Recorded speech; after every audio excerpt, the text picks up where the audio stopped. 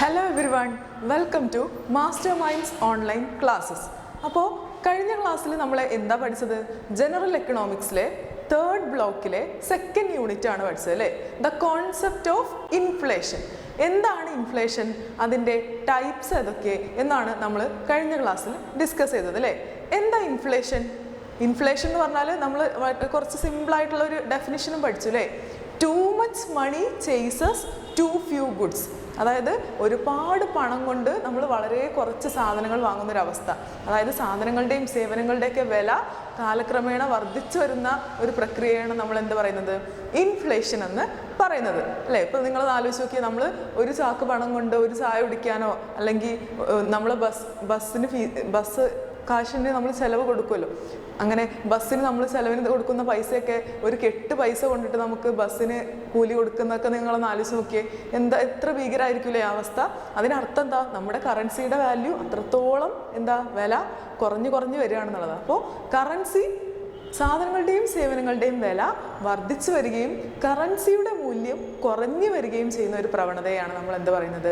Inflation എന്ന് പറയുന്നത്.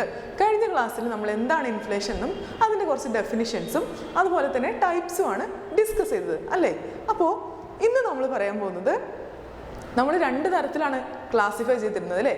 Classification on the basis of magnitude, സ്പീഡിൻ്റെ ബേസിൽ അല്ലേ? തീവ്രതയുടെ ബേസിൽ നമ്മളെന്താ creeping inflation, walking inflation, running inflation, hyper inflation എന്നൊക്കെ ക്ലാസിഫൈ ചെയ്തു അല്ലേ? അതിനുശേഷം നമ്മൾ എന്തോ ചെയ്തു? Classification on the basis of causes അല്ലേ? ഇൻഫ്ലേഷൻ ഉണ്ടാകാൻ സാധ്യതയുള്ള കാരണങ്ങളുടെ അടിസ്ഥാനത്തിൽ നമ്മൾ ഇൻഫ്ലേഷൻ എന്താക്കി തരംതിരിച്ചിരുന്നു? ഇൻഫ്ലേഷൻ ഉണ്ടാവുന്നതിനുള്ള കാരണത്തിൻ്റെ അടിസ്ഥാനത്തിൽ നമ്മൾ എന്ത് ചെയ്തു? Demand pull inflation, cost push inflation, പിന്നെ ഇതിൻ്റെ രണ്ടിൻ്റെയും കൂടി ഒരു മിക്സ് ആയിട്ടുള്ള ബിൽറ്റ് ഇൻ ഇൻഫ്ലേഷൻ, ഇതൊക്കെയാണ് നമ്മൾ കഴിഞ്ഞ ക്ലാസ്സിൽ ഡിസ്കസ് ചെയ്തത് അല്ലേ? അപ്പോൾ കാരണങ്ങളുടെ അടിസ്ഥാനത്തിൽ ഇൻഫ്ലേഷനെ നാലാമതായിട്ട് നമ്മൾ സ്ട്രക്ചറൽ ഇൻഫ്ലേഷൻ എന്നുകൂടെ ക്ലാസിഫൈ ചെയ്തിട്ടുണ്ട്. അപ്പോൾ എന്താണ് സ്ട്രക്ചറൽ ഇൻഫ്ലേഷൻ എന്ന് നോക്കാം. It is inflation that results from structural റിജിഡിറ്റീസ്.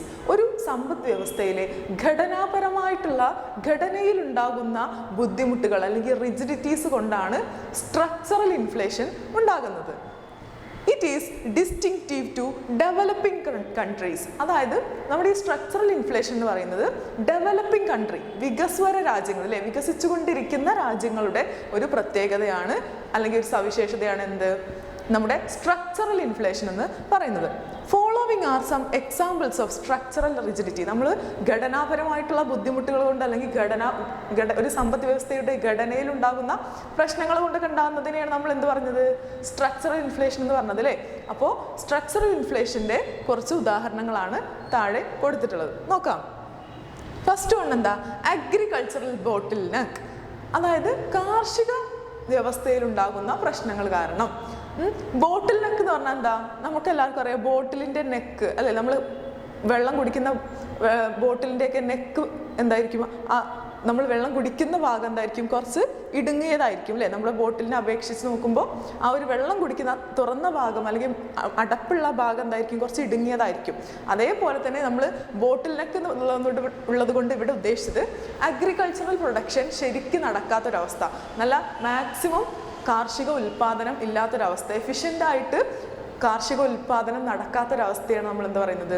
Agricultural bottle neck എന്ന് പറയുന്നത്.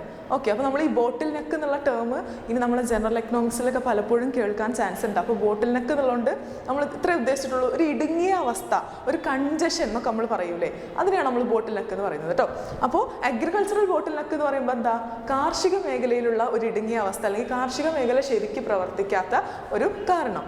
Okay, this prevents agricultural output from being maximized, contributing to an increase in the food grain prices. അതായത് കാർഷിക മേഖല ശരിയായിട്ട് പ്രവർത്തിക്കുന്നില്ല അല്ലെങ്കിൽ കാർഷിക ഉൽപ്പാദനം കുറയുന്നു. ഒരുപാട് കാരണങ്ങൾ കൊണ്ട്, പല കാരണങ്ങൾ കൊണ്ടായിരിക്കും അല്ലേ? കർഷകർക്ക് എന്താണ് വേണ്ടത്ര വിത്തോ വളമോ അല്ലെങ്കിൽ വായ്പാ സൗകര്യങ്ങളൊന്നും ലഭിക്കാത്തത്, അല്ലെങ്കിൽ ഭൂമിക്ക് ആവശ്യമായിട്ടുള്ള ജലസേചന സൗകര്യങ്ങൾ അല്ലേ, ഇറിഗേഷൻ ഫെസിലിറ്റീസ് ഇല്ലാത്തത്, അങ്ങനെ പല പ്രശ്നങ്ങൾ കൊണ്ട് എന്താണ് അഗ്രികൾച്ചറൽ ബോട്ടിൽ നെക്ക് ഉണ്ടാവുകയാണെങ്കിൽ, അതായത് അഗ്രികൾച്ചറൽ പ്രൊഡക്ഷൻ കുറയുകയാണെങ്കിൽ, കാർഷിക ഉൽപ്പാദനം കുറയുകയാണെങ്കിൽ അതെന്തിന് കാരണമാകുന്നു? Increase in food grains prices. നമ്മുടെ കാർഷിക ഉൽപ്പന്നങ്ങളുടെ വില വർദ്ധിക്കുന്നതിന് കാരണമാകുന്നു. അതായത് നമ്മുടെ കാർഷിക ഉൽപ്പന്നങ്ങൾ എന്ന് പറയുമ്പോൾ ഏതൊക്കെ വരും? ഗോതമ്പ് വരും, അരി വരും, അങ്ങനത്തെ ഒരുപാട് നമ്മൾ ഡെയിലി യൂസ് ചെയ്യുന്ന ഭക്ഷ്യവസ്തുക്കളൊക്കെ കാർഷിക ഉൽപ്പന്നങ്ങളാണല്ലേ. അപ്പോൾ അഗ്രികൾച്ചറൽ ബോട്ടിൽ നെക്ക് ഉള്ളത് കൊണ്ട്, പ്രത്യേകിച്ച് നമ്മൾ എവിടെയാണ് പറയുന്നത്? ഡെവലപ്പിംഗ് കൺട്രീസിൻ്റെ കേസാണല്ലേ സ്ട്രക്ചറൽ ഇൻഫ്ലേഷൻ. വികസ്വര രാജ്യമാണ് അല്ലേ, നമ്മുടെ ഇന്ത്യ ഒക്കെ പോലുള്ള വികസ്വര രാജ്യങ്ങളുടെ ഒരു പ്രത്യേകതയാണ് സ്ട്രക്ചറൽ ഇൻഫ്ലേഷൻ. അപ്പോൾ കാർഷിക മേഖലയിൽ ഉണ്ടാവുന്ന ഇടുങ്ങിയ അവസ്ഥ എന്തുണ്ടാവാം? നമ്മുടെ സ്ട്രക്ചറൽ ഇൻഫ്ലേഷൻ ഉണ്ടാവാം. രണ്ടാമത്തെ കാരണം നോക്കൂ, ഗവൺമെൻറ് ബജറ്റ് കൺസ്ട്രെയിൻസ്. ഗവൺമെൻറ്റിൻ്റെ ബജറ്റ് ഇല്ലായ്മ, അതായത് ഗവൺമെൻറ്റിന് എന്തില്ല, ആവശ്യത്തിനുള്ള ചെലവാക്കാനുള്ള പൈസ ഇല്ലാത്ത അല്ലെങ്കിൽ ബജറ്റ് നിയന്ത്രണങ്ങൾ കൊണ്ട് എന്ത് സംഭവിക്കാം? സ്ട്രക്ചറൽ ഇൻഫ്ലേഷൻ സംഭവിക്കാം. എങ്ങനെ? It compel government to pursue deficit financing. നമ്മൾ കഴിഞ്ഞ ക്ലാസ്സിൽ പറഞ്ഞതാണ് ഡെഫിസിറ്റ് ഫിനാൻസിങ് എന്ന് പറയുന്ന ഒരു ടേം അല്ലേ. എന്താ ഡെഫിസിറ്റ് ഫിനാൻസിങ് എന്ന് പറഞ്ഞാൽ? അതായത് സർക്കാർ എന്ത് ചെയ്യുന്നുണ്ട്? ഒരുപാട് പൊതു ചെലവുകളൊക്കെ നിർവഹിക്കുന്നുണ്ട് അല്ലേ. പാലം, അതുപോലെ റോഡ് പണിയുന്നുണ്ട്, അതുപോലെ പല പൊതു സൗകര്യങ്ങളും ആളുകൾക്ക് ഫ്രീ ആയിട്ട് നമ്മുടെ ഗവൺമെൻറ് നൽകാറുണ്ട് അല്ലേ. അപ്പോൾ ഒരു സർക്കാരിൻ്റെ ചെലവ് കൂടുകയും അതിനനുസരിച്ച് വരുമാനമില്ലാതിരിക്കുകയും ചെയ്യുന്ന ഒരവസ്ഥയാണ് നമ്മൾ പറയുന്നത് ഡെഫിസിറ്റ് ഫിനാൻസിങ് എന്ന് പറയുന്നത്. അപ്പോൾ ചെലവ് കൂടുതലാണ്, എന്നാൽ അതിനനുസരിച്ച് സർക്കാരിന് വരുമാനമില്ല എന്നുണ്ടെങ്കിൽ സർക്കാർ എന്ത് ചെയ്യും അറിയും? അല്ലെങ്കിൽ ഗവൺമെൻറ്റുകൾ എന്ത് ചെയ്യും? കൂടുതൽ കറൻസി പ്രിന്റ് ചെയ്തുകൊണ്ട് എന്ത് ചെയ്യും? ഈ ഒരു പ്രശ്നത്തെ മറികടക്കും. ഈ ഒരു പ്രക്രിയയെ നമ്മൾ പറയുന്നതാണ് ഡെഫിസിറ്റ് ഫിനാൻസിങ് എന്ന്. എന്താ മനസ്സിലായോ? അതായത് നമ്മൾ സർക്കാരിൻ്റെ കയ്യിൽ ആവശ്യത്തിനുള്ള വരുമാനമില്ല, എന്നാൽ ഒരുപാട് ചെലവുണ്ട്. അപ്പോൾ ഈ ചെലവ് നിറവേറ്റേണ്ടത് ഗവൺമെൻറ്റിൻ്റെയൊക്കെ ബാധ്യതയാണ് അല്ലേ, പൊതു ചെലവുകൾ. അപ്പോൾ ഈ പൊതു ചെലവുകൾ നിറവേറ്റുന്നതിന് വേണ്ടി നമ്മുടെ സർക്കാർ എന്ത് ചെയ്യും? കറൻസി പ്രിന്റ് ചെയ്യും. കൂടുതൽ കറൻസി പ്രിന്റ് ചെയ്തുകൊണ്ട് ഈ ചെലവുകളൊക്കെ നിറവേറ്റുന്ന ഒരു പ്രക്രിയയെ നമ്മൾ എന്താ പറയുക? Deficit financing. അപ്പോൾ ഗവൺമെൻറ് എന്ത് ചെയ്തു? ബജറ്റിന് ഒരുപാട് നിയന്ത്രണങ്ങൾ നേരിട്ടതുകൊണ്ട് ഗവൺമെൻറ് എന്ത് ചെയ്തു? പൈസ ഇല്ലാത്തത് കൊണ്ട് കൂടുതൽ കറൻസി പ്രിന്റ് ചെയ്തു. കൂടുതൽ കറൻസി സർക്കാർ പ്രിന്റ് ചെയ്താൽ സ്വാഭാവികമായിട്ടും ആളുകളുടെ കയ്യിലേക്ക് അല്ലേ, ഗവൺമെൻറ് എന്താ ചെയ്യുക? ചെലവ് ചെയ്യുകയാണ് ചെയ്യല്ലേ. അപ്പോൾ കൂടുതൽ പണം എവിടേക്ക് എത്തും? ആളുകളുടെ കൈകളിലേക്ക് എത്തും. ആളുകളുടെ കയ്യിൽ കൂടുതൽ പണം ഉണ്ടായാൽ അത് എന്തിന് കാരണമാകുന്നു? ഇൻഫ്ലേഷന് കാരണമാവില്ലേ. ആളുകളുടെ കയ്യിൽ കൂടുതൽ പണം ഉള്ളതുകൊണ്ട് എല്ലാവർക്കും സാധനങ്ങളും സേവനങ്ങളും വാങ്ങണം. അതുകൊണ്ടാണ് നമ്മൾ എന്ത് പറയുന്നത്? നമ്മൾ ഡിമാൻഡ് ഫുൾ ഇൻഫ്ലേഷൻ നമ്മൾ പഠിച്ചിട്ടുണ്ടായിരുന്നു അല്ലേ. എല്ലാ ആളുകളുടെയും കയ്യിൽ കൂടുതൽ പൈസ എത്തുകയാണ്. അപ്പോൾ എല്ലാവർക്കും എന്ത് ചെയ്യണം? സാധനങ്ങളും സേവനങ്ങളും വാങ്ങണം. എന്നാൽ സാധനങ്ങൾക്കും സേവനങ്ങളുടെയും പ്രൊഡ്യൂസ് ചെയ്യുന്നതിന് എന്തുണ്ട്? ഒരു കപ്പാസിറ്റി ഉണ്ട് അല്ലേ. ഒരു പരിധിക്കപ്പുറം നമുക്ക് എന്ത് ചെയ്യാൻ പറ്റില്ല? സാധനങ്ങളും സേവനങ്ങളും പ്രൊഡ്യൂസ് ചെയ്യാൻ പറ്റില്ല, സപ്ലൈ ചെയ്യാൻ പറ്റില്ല. അപ്പോൾ ഉള്ള സാധനങ്ങൾക്ക് എന്ത് ചെയ്യും? ഉള്ള വില കൂടുന്നു. അതാണ് നമ്മൾ ഇൻഫ്ലേഷൻ എന്ന് പറഞ്ഞത് അല്ലേ. അപ്പോൾ ഇങ്ങനെ ഗവൺമെൻറ് കൂടുതൽ കറൻസി പ്രിന്റ് ചെയ്യുമ്പോൾ അത് എന്തിന് കാരണമാകുന്നു? ഇൻഫ്ലേഷന് കാരണമാകുന്നു. ഫോറിൻ എക്സ്ചേഞ്ച് കൺസ്ട്രെയിൻസ്, അതായത് വിദേശ നാണ്യത്തിലുള്ള നിയന്ത്രണങ്ങളാണ് മൂന്നാമത്തെ സ്ട്രക്ചറൽ ഇൻഫ്ലേഷൻ്റെ കാരണം. നോക്കൂ, നമ്മുടെ രാജ്യത്ത് ഫോറിൻ എക്സ്ചേഞ്ച് കൺസ്ട്രെയിൻസ് ഉണ്ടായാൽ it causes a balance of payment problem. ഇതെന്തിന് കാരണമാകുന്നു? ബാലൻസ് ഓഫ് പേയ്മെൻറ്റ് പ്രോബ്ലത്തിന് കാരണമാകുന്നു. എന്താ ബാലൻസ് ഓഫ് പേയ്മെൻറ്റ് എന്ന് പറഞ്ഞാൽ? നമ്മുടെ ഒരു രാജ്യത്തിൻ്റെ മറ്റ് വിദേശ രാജ്യങ്ങളുമായിട്ടുള്ള സാമ്പത്തിക പ്രവർത്തനങ്ങൾ നടത്തുന്നതിനുള്ള ഒരു രേഖയാണ്, സാമ്പത്തിക പ്രവർത്തനങ്ങളുടെ ഒരു രേഖയാണ് എന്ത്? നമ്മുടെ BOP എന്ന് പറയുന്നത് അല്ലേ. Systematic record of A nations economic transactions with the rest of world അല്ലേ. ഇപ്പോൾ നമ്മൾ ഇന്ത്യ അമേരിക്കയായിട്ട് പല വ്യാപാര ബന്ധം ഉണ്ടാവും, അതുപോലെ ഇന്ത്യയും ബ്രിട്ടനുമായിട്ട് വ്യാപാര ബന്ധം ഉണ്ടാവും. ഇതിൻ്റെയൊക്കെ റെക്കോർഡാണ് എന്ത്? നമ്മൾ ബാലൻസ് ഓഫ് പേയ്മെൻറ്റ് എന്ന് പറയുന്നത്. അപ്പോൾ ഫോറിൻ എക്സ്ചേഞ്ച് പറഞ്ഞാൽ നമ്മൾ അങ്ങനെ വിദേശ രാജ്യങ്ങളുമായിട്ട് വ്യാപാര ബന്ധത്തിൽ ഏർപ്പെടുമ്പോൾ സ്വാഭാവികമായിട്ട് എന്ത് ഉണ്ടായിരിക്കണം? നമ്മുടെ കയ്യിൽ അവരുടെ കറൻസി ഉണ്ടായിരിക്കാം. ഇപ്പോൾ നമ്മുടെ അമേരിക്കയുമായിട്ട് ട്രാൻസാക്ഷൻ നടത്തുകയാണെങ്കിൽ നമ്മുടെ കയ്യിൽ എന്തുണ്ടായിരിക്കണം? അമേരിക്കൻ കറൻസി ആയ ഡോളറിൻ്റെ ഒരു സൂക്ഷിപ്പ് ഉണ്ടായിരിക്കണം. എല്ലാ സമ്പദ് വ്യവസ്ഥകളും അല്ലെങ്കിൽ എല്ലാ രാജ്യങ്ങളും എന്ത് ചെയ്യുന്നുണ്ട്? വിദേശ നാണയങ്ങളുടെ കുറച്ച് അല്ലെങ്കിൽ വിദേശ നാണ്യങ്ങളുടെ, അതായത് വിദേശ രാജ്യങ്ങളുടെ കറൻസി കുറച്ച് സൂക്ഷിച്ച് വെക്കാറുണ്ട്. ഇത് എന്തിനു വേണ്ടിയിട്ടാണ്? എക്സ്പോർട്ട് ഇമ്പോർട്ടൊക്കെ ചെയ്യാൻ വേണ്ടിയിട്ടല്ലേ, വേറെയുള്ള രാജ്യങ്ങളിൽ നിന്ന് കയറ്റുമതി ചെയ്യാനും ഇറക്കുമതി ചെയ്യാനൊക്കെ വേണ്ടിയിട്ട്. അപ്പോൾ ഈ ഫോറിൻ എക്സ്ചേഞ്ചിൽ പ്രശ്നങ്ങൾ ഉണ്ടായി എന്നുണ്ടെങ്കിൽ, അതായത് വിദേശ നാണ്യ ശേഖരത്തിലൊക്കെ കുറവുണ്ടായാൽ നമ്മുടെ രാജ്യം എന്ത് ചെയ്യും? ബാലൻസ് ഓഫ് പേയ്മെൻറ്റ് അതിനെ ദോഷകരമായിട്ട് ബാധിക്കുന്നു. And forces a country's currency to devalue. ഇതെന്തിന് കാരണമാവുന്നു?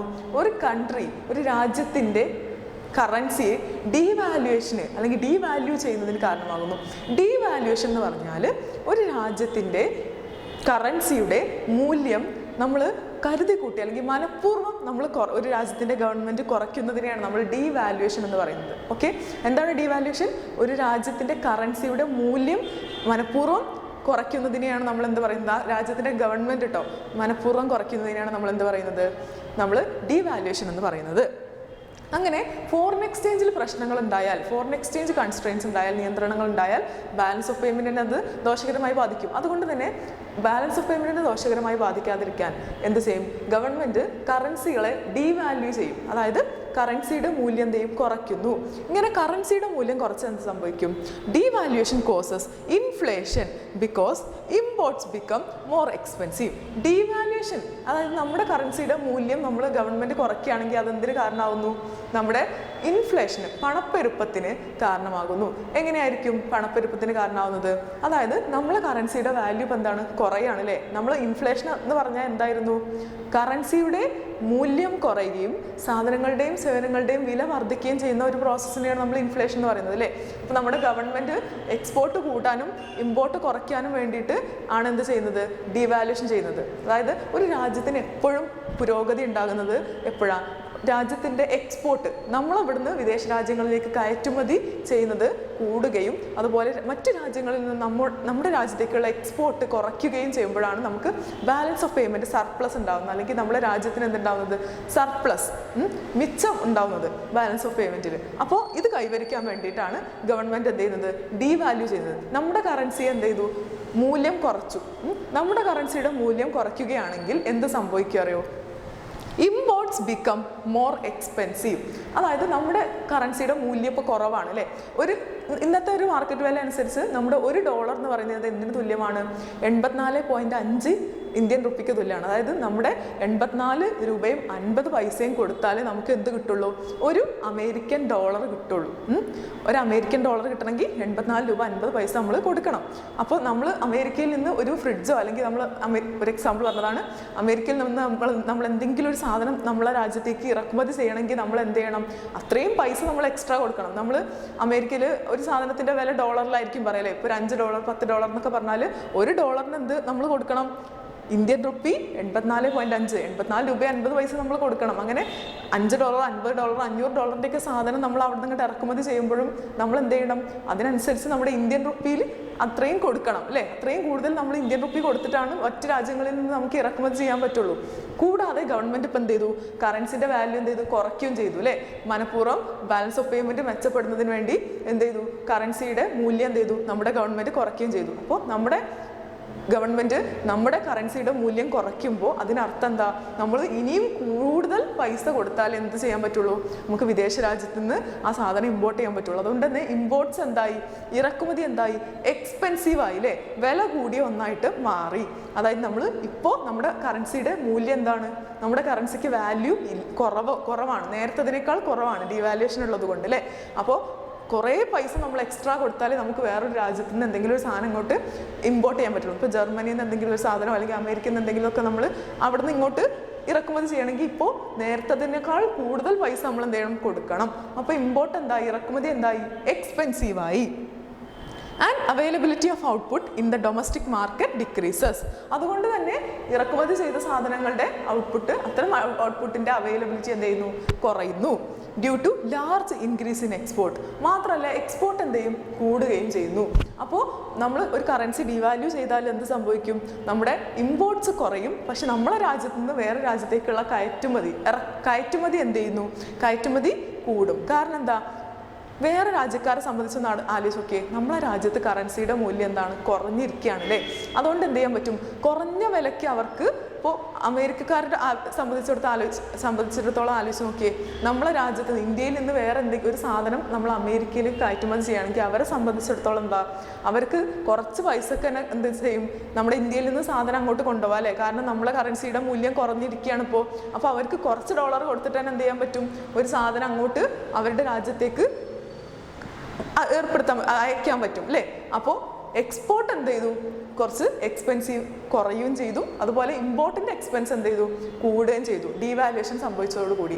അപ്പോൾ ഇങ്ങനെ പറഞ്ഞു വന്നത്, ഇങ്ങനെ ഫോറിൻ എക്സ്ചേഞ്ച് കൊണ്ടുണ്ടാകുന്ന പ്രശ്നങ്ങൾ, അതുപോലെ ഗവൺമെൻറ്റിൻ്റെ ബജറ്റിൻ്റെ പ്രശ്നങ്ങൾ, അതുപോലെ കാർഷിക ഉൽപ്പാദനത്തിലുള്ള പ്രശ്നങ്ങൾ, ഇടുങ്ങിയ അവസ്ഥ, ഇതുകൊണ്ടൊക്കെ എന്ത് സംഭവിക്കുന്നു?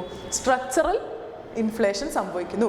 ഒരു സമ്പദ് വ്യവസ്ഥയുടെ ഘടനയിലൊക്കെ മാറ്റം വരുത്തുന്ന കാര്യങ്ങളാണ് അല്ലേ. കാർഷികോൽപാദനത്തിൽ കുറവുണ്ടായാൽ എന്ത് ചെയ്യും? കാർഷികോൽപ്പന്നങ്ങളുടെയൊക്കെ ഭക്ഷ്യവസ്തുക്കളുടെയൊക്കെ വില എന്ത് ചെയ്യും? കൂടുന്നു. അത് ഇൻഫ്ലേഷന് കാരണമാകുന്നു. അതുപോലെ ഗവൺമെൻറ് കൂടുതൽ കറൻസി പ്രിന്റ് ചെയ്താൽ എന്ത് സംഭവിക്കുന്നു? അതും ഇൻഫ്ലേഷന് കാരണമാകുന്നു. കൂടാതെ നമ്മളെ ഫോറിൻ എക്സ്ചേഞ്ചിലുള്ള പ്രശ്നങ്ങളൊക്കെ പരിഹരിക്കാൻ വേണ്ടി ഗവൺമെൻറ് നമ്മുടെ കറൻസിയുടെ മൂല്യം മനഃപൂർവ്വം കുറയ്ക്കുമ്പോൾ അതും എന്തിന് കാരണമാകുന്നു? ഇൻഫ്ലേഷന് കാരണമാകുന്നു അല്ലേ. നമ്മുടെ രാജ്യത്ത് നിന്ന് എത്ര വേണമെങ്കിലും എക്സ്പോർട്ട് ചെയ്യാം, ഇമ്പോർട്ട് എന്തായി? എക്സ്പെൻസീവ് ആയില്ലേ. അപ്പോൾ അതും എന്തിന് കാരണമാകുന്നു? നമ്മുടെ ഇൻഫ്ലേഷന് കാരണമാകുന്നു. അപ്പോൾ ഈ 3 കാരണങ്ങൾ കൊണ്ടാണ് സ്ട്രക്ചറൽ ഇൻഫ്ലേഷൻ ഉണ്ടാകുന്നത്. അപ്പോൾ നമ്മൾ ഇതുവരെ ഡിസ്കസ് ചെയ്തിട്ടുള്ളത് എന്തായിരുന്നു? Classification of inflation on the basis of causes അല്ലേ. കാരണങ്ങളുടെ അടിസ്ഥാനത്തിൽ ഇൻഫ്ലേഷൻ നമുക്ക് എന്തായി തരംതിരിക്കാം? 4 തരംതിരിക്കാം. ഡിമാൻഡ് പുൾ, കോസ്റ്റ് പുഷ്, പിന്നെ ഏതായിരുന്നു? Built in inflation. ഇതിൻ്റെ രണ്ടിൻ്റെ ഒരു കോമ്പിനേഷൻ ആയിരുന്നു. പിന്നെ 4ാമത്തെ സ്ട്രക്ചറൽ ഇൻഫ്ലേഷൻ. ഈ 4 റീസൺ കൊണ്ടാണ് ഇൻഫ്ലേഷൻ പ്രധാനമായിട്ട് ഉണ്ടാകുന്നത്. അപ്പോൾ ഈ കാരണങ്ങളുടെ അടിസ്ഥാനത്തിൽ നമ്മൾക്ക് ഇൻഫ്ലേഷനെ 4 തരംതിരിക്കാം. ഓക്കെ ആണല്ലോ. Moving to the next slide. Impacts of inflation. Impact എന്ന് പറഞ്ഞാൽ എന്താ? ആഘാതം എന്നൊക്കെ നമ്മൾ പറയില്ലേ. എഫക്റ്റ് എന്നൊക്കെ പറയും. അനന്തരഫലം എന്നൊക്കെ നമുക്ക് പറയാം. അപ്പോൾ എന്താണ് ഇൻഫ്ലേഷൻ? ഇൻഫ്ലേഷൻ ഉള്ളത് കൊണ്ട് ഒരു സമ്പദ് വ്യവസ്ഥയിൽ ഇൻഫ്ലേഷൻ ഉണ്ട്. അതായത് സാധനങ്ങളുടെയും സേവനങ്ങളുടെയൊക്കെ വില അങ്ങനെ കൂടിക്കൂടി വരികയാണ്, കറൻസിയുടെ വാല്യൂ കുറഞ്ഞു വരികയാണ്. അപ്പോൾ എന്താണ് നമ്മുടെ എക്കോണമിക്ക് അതുകൊണ്ട് പ്രശ്നം ഉണ്ടാകുന്നത്? എന്ത് ഇമ്പാക്റ്റാണ് ഇൻഫ്ലേഷൻ ഒരു എക്കോണമിക്ക് ഉണ്ടാക്കുന്നത് എന്നുള്ളതാണ് നമ്മൾ നോക്കാൻ പോകുന്നത്. ഓക്കെ, അപ്പോൾ ഈ ഇമ്പാക്റ്റ് ഓഫ് ഇൻഫ്ലേഷൻ ഉണ്ടാകുന്നത് കൊണ്ടുള്ള അനന്തരഫലം നമ്മൾ 6 ഹെഡിങ്ങിൻ്റെ കീഴിലാണ് പഠിക്കാൻ പോകുന്നത്. ഫസ്റ്റ് വൺ എന്താ? Impact on the distribution of income and wealth. ഇൻകത്തിലും വെൽത്തിലും വരുമാനത്തിലും സമ്പത്തിലും എന്ത് മാറ്റമാണ് ഇൻഫ്ലേഷൻ വരുത്തുന്നത് എന്നുള്ളതാണ് first one. Second one, impact on production. നമ്മുടെ ഉൽപ്പാദനത്തിൽ ഇൻഫ്ലേഷൻ എന്ത് മാറ്റം വരുത്തുന്നു? Third one, impact on income and employment.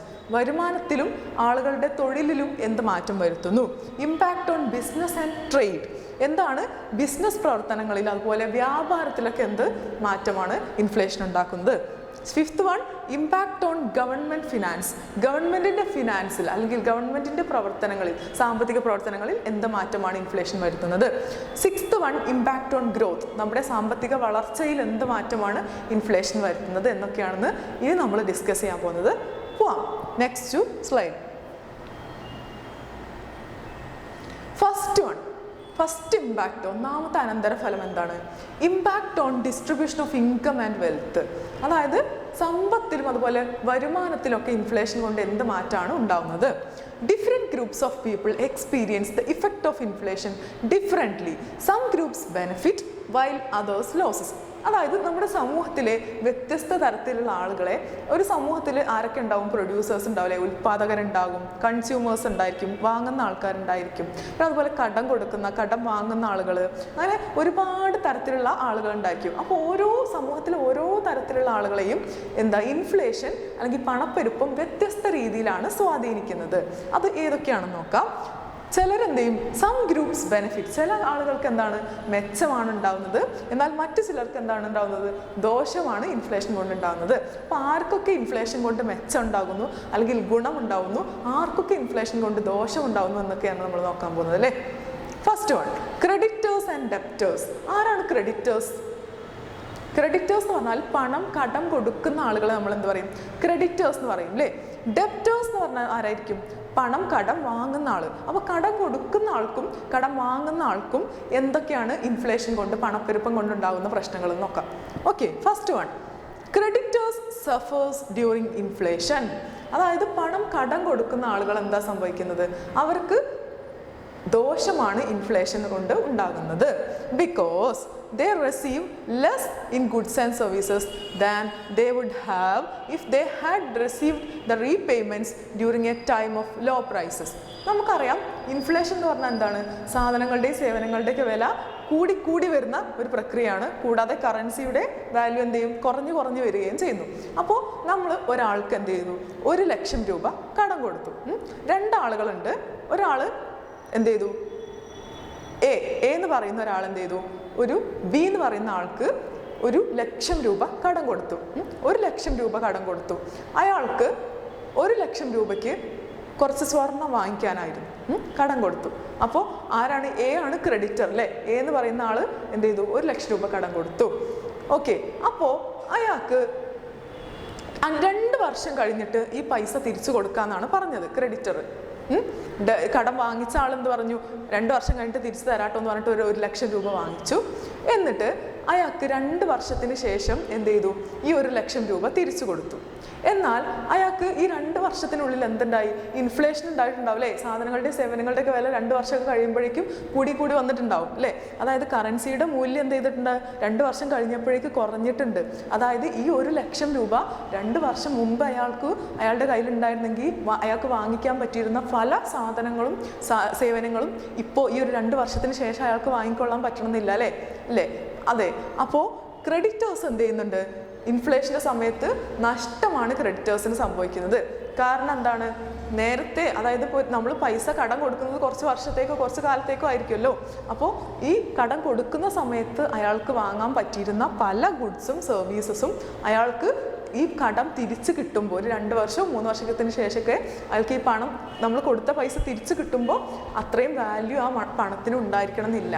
Value എന്ത് ചെയ്തിട്ടുണ്ടാവും, കുറഞ്ഞിട്ടുണ്ടാവും. കാരണം എന്താ, നമ്മുടെ എക്കോണമിയിൽ ഇൻഫ്ലേഷൻ ഉണ്ട്, നമ്മുടെ സമ്പദ് വ്യവസ്ഥയിൽ ഇൻഫ്ലേഷൻ ഉണ്ട്, സാധനങ്ങളുടെയും സേവനങ്ങളുടെയൊക്കെ വില കൂടി വരികയാണ്. പണ്ടത്തെ ആ 1,00,000 വാല്യൂ അല്ലേ, 2 വർഷം മുമ്പുള്ള 1,00,000 വാല്യൂ എന്തില്ല, ഇന്ന് 2 വർഷത്തിന് ശേഷം ആ 1,00,000 രൂപയ്ക്ക് ഇല്ല അല്ലേ. നമ്മളെ കാരണവന്മാരൊക്കെ പറഞ്ഞിട്ടില്ലേ, പണ്ട് 100 രൂപയ്ക്ക് എന്തൊക്കെ വാങ്ങായിരുന്നു അല്ലേ, ഇപ്പം ഒന്നും വാങ്ങാൻ പറ്റുന്നില്ല എന്നല്ലേ. അപ്പോൾ പണ്ട് ഒരു 100 രൂപ കടം കൊടുത്ത് ഇപ്പോഴാണ് ആ കിട്ടണമെന്നുണ്ടെങ്കിൽ എന്താ, അതിനൊന്നും കിട്ടൂല എന്നല്ലേ അതിൻ്റെ അർത്ഥം അല്ലേ. അല്ലെങ്കിൽ കുറച്ച് സാധനങ്ങളെ വാങ്ങാൻ പറ്റുള്ളൂ. അപ്പോൾ കടം കൊടുക്കുന്ന ആൾക്ക് എന്താണ്, ഇൻഫ്ലേഷൻ ദോഷകരമായിട്ടാണ് ബാധിക്കുക അല്ലേ. ഓക്കെ, സിമ്പിളായിട്ട് ആലോചിച്ചാൽ നമുക്ക് മനസ്സിലാവും അല്ലേ. നമ്മളിപ്പോൾ ഒരു പവൻ സ്വർണം വാങ്ങാൻ ആവശ്യമായിട്ടുള്ള പൈസ എത്ര ഇപ്പം അറൗണ്ട് ഒരു 58 ഒക്കെ ആയിട്ടുണ്ടാവും അല്ലേ. അപ്പോൾ 58,000 ഒരു 58,000 രൂപയ്ക്ക് ഒരാൾക്ക് കടം കൊടുത്തു. എന്നിട്ട് നമ്മൾ എന്ത് ചെയ്തു, നമ്മൾ ഒരു പവൻ സ്വർണം വാങ്ങാൻ വേണ്ടി സൂക്ഷിച്ചിരുന്ന പൈസയാണ് വേറൊരാൾ അത്യാവശ്യമാണ് തരുമെന്ന് ചോദിച്ചപ്പോൾ നമ്മൾ എന്ത് ചെയ്തു, അയാൾക്ക് ഈ 58,000 രൂപ കടം കൊടുത്തു. പക്ഷേ എന്നിട്ട് അയാൾ 2 വർഷം കഴിഞ്ഞപ്പോൾ നമുക്ക് തിരിച്ച് 58,000 രൂപ നമ്മൾ കടം കൊടുത്ത പൈസ തിരിച്ചു തന്നു. അപ്പോൾ ഈ തിരിച്ചു തന്ന പൈസ കൊണ്ട് നമുക്ക് എന്ത് ചെയ്യാൻ പറ്റുമോ, ഒരു 2 വർഷത്തിന് ശേഷം നമുക്ക് പറയാൻ പറ്റുമോ ഈ സ്വർണത്തിൻ്റെ വില 58 തന്നെ നിൽക്കുമെന്ന് പറയാൻ പറ്റില്ല. കാരണം സ്വർണത്തിൻ്റെ വില കൂടി വരുന്ന ഒരു കാലഘട്ടമാണ് അല്ലേ. അപ്പോൾ ആ 58,000 രൂപ തന്നെ അയാൾക്ക് പണം തിരിച്ചു കിട്ടുള്ളൂ 2 വർഷത്തിന് ശേഷം. പക്ഷെ ആ പൈസ കൊണ്ട് ഇപ്പോൾ അയാൾക്ക് എന്ത് പറ്റില്ല, ഒരു പവൻ സ്വർണ്ണം 2 വർഷത്തിന് ശേഷം കിട്ടുമെന്ന് നമുക്ക് പറയാൻ പറ്റൂല അല്ലേ. അപ്പോൾ ഇത്രയേ ഉള്ളൂ, പണത്തിൻ്റെ മൂല്യം കുറഞ്ഞു വരുന്നത് കൊണ്ട് തന്നെ കടം കൊടുക്കുന്ന ആൾക്ക് എന്താണ്, നഷ്ടമാണ് ഇൻഫ്ലേഷൻ കാരണം, പണപ്പെരുപ്പം കാരണം. ഓക്കെ, എന്നാൽ ഡെപ്റ്റേഴ്സിനോ, on the other hand debtors as a whole benefit from inflation. എന്നാൽ ഡെപ്റ്റേഴ്സ് അല്ലേ, നമ്മുടെ കടം വാങ്ങുന്ന ആൾക്ക് എന്താണ്, ഇൻഫ്ലേഷൻ കൊണ്ട് നഷ്ടമല്ല മറിച്ച് ഗുണമാണ് ഉണ്ടാകുന്നത്. കടം വാങ്ങിയ ആൾക്ക് എന്താണ്, ഗുണമാണ് ഉണ്ടാകുന്നത്. കാരണം എന്താ, കാരണം അയാൾ നമ്മളിപ്പോൾ നേരത്തെ പറഞ്ഞ കേസ് ആൻഡ് എക്സാമ്പിളായിട്ട് എടുക്കുക. ഒരാൾ എന്ത് ചെയ്തു, കടം കൊടുത്തു. ആ കടം കൊടുത്ത ആൾ എന്ത് ചെയ്തു, ഈ 58,000 രൂപ എന്ത് ചെയ്തു, ഒരാൾക്ക് കടം കൊടുത്തു എന്ന് പറഞ്ഞില്ലേ. ആ കടം കൊടുത്ത ആൾ എന്ത് ചെയ്തു, ഈ 58,000 രൂപ കൊണ്ട് എന്ത് ചെയ്തു, ഒരു പവൻ സ്വർണം വാങ്ങിയിട്ടു. ഇന്നാണ് ഇപ്പോൾ നമ്മൾ കടം കൊടുത്തത്, സ്വർണ്ണവില ഒരു 58 അറൗണ്ട് ആയിരിക്കും എന്ന് വിശ്വസിക്കുന്നു. അപ്പോൾ 58,000 രൂപയ്ക്ക് എന്ത് ചെയ്തു, അയാൾ ഒരു പവൻ സ്വർണം വാങ്ങി. ഒരു പവൻ സ്വർണം വാങ്ങി 1 വർഷം കഴിഞ്ഞപ്പോൾ അയാൾ എന്ത് ചെയ്തു, ഈ പൈസ തിരിച്ചു കൊടുത്തു. കടം വാങ്ങിയ ആൾ തിരിച്ചു കൊടുത്തു. അപ്പോൾ 2 വർഷത്തിന് ശേഷമാണ് ഈ പൈസ അയാൾ തിരിച്ചു കൊടുത്തത്. പൈസ തിരിച്ചു കൊടുത്തു. ഈ പൈസ അയാളുടെ കയ്യിൽ 2 വർഷം മുമ്പുള്ളത് കൊണ്ടാണ് അയാൾക്ക് എന്ത് ചെയ്തത്, ഒരു പവൻ സ്വർണം വാങ്ങാൻ പറ്റിയത് അല്ലേ. ഇപ്പോൾ ഒരു 2 വർഷത്തിന് ശേഷമാണ് അയാളുടെ കയ്യിൽ ഈ 58,000 എന്നുണ്ടെങ്കിൽ അയാൾക്ക് ഒരു പവൻ സ്വർണം കിട്ടൂല. അപ്പോൾ അയാൾക്ക് കുറച്ച് എക്സ്ട്രാ ഏർണിങ്സ് ഉണ്ടായില്ലേ. നേരത്തെ കടം വാങ്ങിയത് കൊണ്ട് അയാൾക്ക് എന്ത് സാധിച്ചു, ഒരു പവൻ കംപ്ലീറ്റ് വാങ്ങാൻ സാധിച്ചു. എന്നാൽ കുറച്ച് കഴിഞ്ഞിട്ടാണ് അയാൾ ഈ കടം വാങ്ങുന്നതെങ്കിൽ അയാൾക്ക് എന്ത് സാധിക്കില്ലായിരുന്നു, ഈ ഒരു പവൻ കിട്ടില്ലായിരുന്നു അല്ലേ. ചിലപ്പോൾ ഒരു 3/4 പവനോ അല്ലെങ്കിൽ ഒരു 1/2 പവൻ സ്വർണ്ണമൊക്കെ കിട്ടുന്നുണ്ടായിരുന്നുള്ളൂ അല്ലേ. അപ്പോൾ സിംപ്ലി ഇത്രയേ ഉള്ളൂ, നമ്മൾ കടം വാങ്ങുന്ന ആൾക്കാർക്ക് എന്താണ്, ലാഭമാണ്, ഒരു ചെറിയ ലാഭം അയാൾക്ക് കിട്ടിയില്ലേ. അയാൾക്ക് ഒരു പവൻ മുഴുവൻ വാങ്ങാൻ പറ്റിയില്ലേ. അപ്പോൾ കടം കൊടുക്കുന്ന ആൾക്ക് നഷ്ടവും വാങ്ങുന്ന ആൾക്ക് എന്താണ്, ഇൻഫ്ലേഷൻ കൊണ്ട്, പണപ്പെരുപ്പം കൊണ്ട് ലാഭവുമാണ് ഉണ്ടാകുന്നത്. Okay, on the other hand debtors as a whole benefit from inflation because എന്തുകൊണ്ടാണ്, they pay debts in depreciated currency അല്ലേ. സാധനങ്ങളുടെ സേവനങ്ങളുടെയൊക്കെ വില കൂടി കറൻസിയുടെ മൂല്യം കുറഞ്ഞു എന്നാണ് അല്ലേ. കറൻസിയുടെ മൂല്യം കുറയുന്നതിനെ നമ്മൾ എന്ത് പറയും? ഡിപ്രീസിയേഷൻ എന്ന് പറയുന്നു. അപ്പോൾ ഈ പണം മൂല്യം കുറഞ്ഞ സമയത്താണ് അയാൾ എന്ത് ചെയ്തത്? കടം വാങ്ങിയ പൈസ തിരിച്ചടച്ചത്. അതുകൊണ്ട് അയാൾക്ക് എന്താണ്? മെച്ചമാണ് അല്ലേ, അല്ലെങ്കിൽ ഗുണമാണ് ഇതുകൊണ്ട് ഉണ്ടായിട്ടുള്ളത്. Okay, that is the same currency unit now buy less goods and services അല്ലേ. അയാൾ ആ പണം കടം വാങ്ങിയ സമയത്തേക്കാൾ ഇപ്പോൾ ആ കടം വാങ്ങിയ തുകയ്ക്ക് എന്ത് കിട്ടുള്ളൂ? കുറച്ച് സാധനമേ കിട്ടുള്ളൂ അല്ലേ. 2 വർഷം മുമ്പ് അയാൾ വാങ്ങിയത് ഇപ്പോൾ ആ പൈസക്ക് എന്തേ കിട്ടുള്ളൂ? നേരത്തെ കിട്ടിയ അത്രയും കിട്ടൂല. 2 വർഷം മുമ്പ് അയാൾ വാങ്ങിയിരുന്ന സാധനമൊന്നും കിട്ടൂല. നമ്മൾ പറഞ്ഞ എക്സാമ്പിളിൽ 2 വർഷം മുമ്പ് എന്താ 1 പവൻ സ്വർണം കിട്ടിയിരുന്നെങ്കിൽ ഇപ്പം അത്രയും പവൻ സ്വർണം കിട്ടൂല. അപ്പോൾ ഇപ്പം എന്താ? കറൻസിയുടെ വാല്യൂ കുറഞ്ഞ സമയത്താണ് അയാൾ എന്ത് ചെയ്തത്? ഈ പണം തിരിച്ചടച്ചത്, കടം തിരിച്ചടച്ചത് അല്ലേ. അപ്പോൾ അയാൾക്ക് എന്താണ്? ലാഭമാണ്. എന്നാൽ പണം കടം കൊടുത്ത ആൾക്ക് എന്താണ്? നഷ്ടമാണ്. കാരണം എന്താ? അയാൾക്ക് നേരത്തെ അത്ര പൈസ കിട്ടൂല, നേരത്തെ അത്ര സാധനങ്ങൾ കിട്ടൂല. എന്നാൽ ഇയാൾക്ക് എന്ത് ചെയ്തു? കടം വാങ്ങിയ ആൾക്ക് എന്ത് ചെയ്തു? സാധനം കിട്ടി, നേരത്തെ അയാൾ വാങ്ങിയത് കൊണ്ട് അല്ലേ. അപ്പോൾ അയാൾക്ക് എന്ത് ചെയ്യാണ്? കടം കൊടുത്ത ആൾക്ക് എപ്പോഴും, അതായത് ക്രെഡിറ്റർക്ക് എപ്പോഴും നഷ്ടമാണ് ഇൻഫ്ലേഷൻ കൊണ്ടുണ്ടാവുക, പണപ്പെരുപ്പം കൊണ്ടുണ്ടാവുക. എന്നാൽ പണം വാങ്ങിയ ആൾക്ക്, അതായത് കടം വാങ്ങിയ ആൾക്ക്, ഡെപ്റ്റർക്ക് എന്ത് ചെയ്യും? എപ്പോഴും ബെനഫിറ്റാണ്, മെച്ചമാണ്, അല്ലെങ്കിൽ ഗുണമാണ് ഇൻഫ്ലേഷൻ കൊണ്ട് ഉണ്ടായിരിക്കുക. അപ്പോൾ ക്രെഡിറ്റേഴ്സിനെ എന്ത് ചെയ്യും? നെഗറ്റീവ്ലി ഇൻഫ്ലുവൻസ് ചെയ്യുന്നു. ഡെപ്റ്റേഴ്സിനെ പോസിറ്റീവ്ലി ആണ് എന്ത് ഇൻഫ്ലുവൻസ് ചെയ്യുന്നത്? ഇൻഫ്ലേഷൻ ഇൻഫ്ലുവൻസ് ചെയ്യുന്നത്, സ്വാധീനിക്കുന്നത്. അപ്പോൾ ഇന്നത്തെ ക്ലാസ്സിൽ നമ്മൾ ഡിസ്കസ് ചെയ്തിട്ടുള്ളത് ഇൻഫ്ലേഷൻ എങ്ങനെയാണ് ക്രെഡിറ്റേഴ്സിനെയും ഡെബിറ്റേഴ്സിനെയും അല്ലേ, പണം കടം കൊടുത്ത ആൾക്കാരെയും കടം വാങ്ങിയ ആൾക്കാരെയും സ്വാധീനിക്കുന്നതെന്നും, അതുപോലെ തന്നെ പ്രൊഡ്യൂസേഴ്സിനെയും എംപ്ലോയീസിനെയും അല്ലേ, തൊഴിലാളികളെയും തൊഴിൽ നൽകുന്ന ഉൽപ്പാദകരെയും എങ്ങനെയാണ്, പ്രൊഡ്യൂസേഴ്സിനെയും എങ്ങനെയാണ് ഇൻഫ്ലേഷൻ ബാധിക്കുന്നതെന്നാണ് നമ്മൾ ഡിസ്കസ് ചെയ്തത്. കൂടാതെ നമ്മൾ സ്ട്രക്ചറൽ ഇൻഫ്ലേഷനും ഡിസ്കസ് ചെയ്തു അല്ലേ. അപ്പോൾ ഇന്നത്തെ ക്ലാസ് എല്ലാവർക്കും മനസ്സിലായി എന്ന് വിശ്വസിക്കുന്നു. അടുത്ത ക്ലാസ്സിൽ മറ്റൊരു വീഡിയോ ആയിട്ട് കാണാം. Good bye.